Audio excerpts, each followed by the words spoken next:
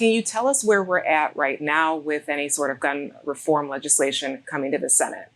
Senator Cornyn and I had been trying to find a path forward to expand background checks. Those negotiations ended about 3 weeks ago. Unfortunately, we got close, but we couldn't get to something that was substantial enough to actually have more background checks conducted across the country.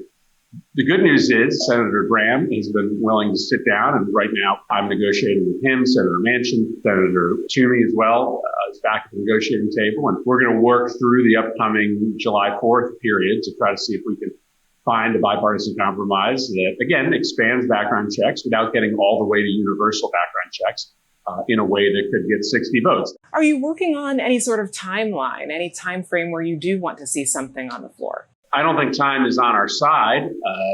The number of gun deaths in this country continues to skyrocket every day that we don't do something.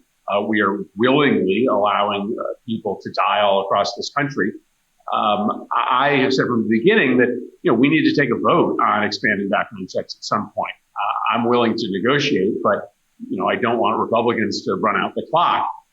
So I'm not sure whether we'll finish our negotiations this summer, whether they'll spill into the early fall. But at some point this year, likely this summer, we are going to take a vote on expanding background checks. I hope that's in a bill that's pre-negotiated with Republicans. But if not, Senator Schumer has made it really clear we're going to have an up or down vote. Talk to most responsible gun owners and hunters.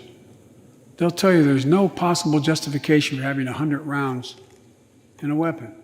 President Biden mentioned in his comments about how he wants to start moving on stemming some of the gun violence that we're seeing. He mentioned that he wants Congress to bring up or revisit an assault weapons ban. Is that something that, from your view, as someone who has been negotiating gun reform for years, is that an issue that you see having any sort of movement right now?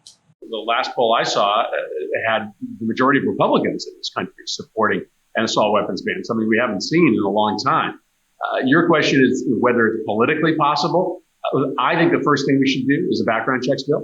I think if we pass a background checks bill, we can prove for Republicans that the political sky doesn't fall when you support anti-gun violence measures, that you actually will get a lot of pats on the back from unlikely places back in your state, that the gun lobby really isn't strong enough to make you pay any political price.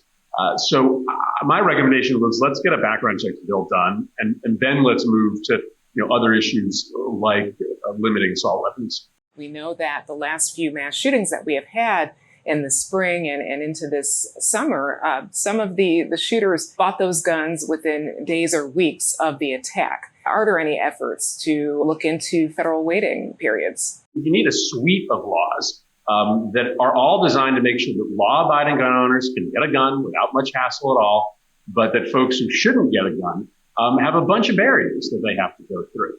I would certainly support a federal waiting period, and I would support federal incentives for state permitting laws. Again, these are things that have broad public support. These are measures that if you poll out there will get lots of Republicans.